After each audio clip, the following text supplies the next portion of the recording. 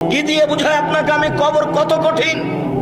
রাসূল সাল্লাল্লাহু আলাইহি ওয়াসাল্লাম বলেন, যখন তাকে কবরে জিজ্ঞাসা করা হবে দ্বীন সম্পর্কে, মুহাম্মদ সাল্লাল্লাহু আলাইহি সাল্লাম সম্পর্কে, ইসলাম সম্পর্কে, সে যদি উত্তর দিতে না পারে, ইয়াদরিবু জারবাতান, এত জোরে তাকে ফেরেশতা মারবেন, ইয়াসিহু সাইহাতান, সে বাপরে মারে করে চিৎকার করবে, ইয়াসমাউ মা বাইনাল মাশরিক ওয়াল মাগরিব ইল্লা সাকালাইন, সারা পৃথিবীর জীবজন্তু কীট পতঙ্গ পদার্থ জড় পদার্থ সবকিছু তার চিৎকার শুনতে পাবে, মানুষ আর জিন শুনতে পাবে না। এখান থেকে 50,000 কোটি কিলোমিটার দূরে যে বস্তু আছে সেও শুনতে পাচ্ছে এই কবরের চিৎকার। সে কত জোরে চিৎকার করছে আপনাকে আমি বুঝাতে অক্ষম।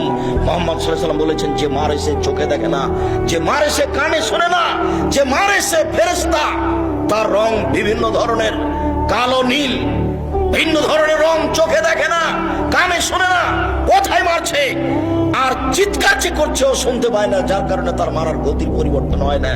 মারে যে সে পুলিশ নয়, মারে যে সে মানুষ নয়, সে খায় না, পেশাব করে না, তার সংসার নাই, তার বিবাহ শাদী নেই।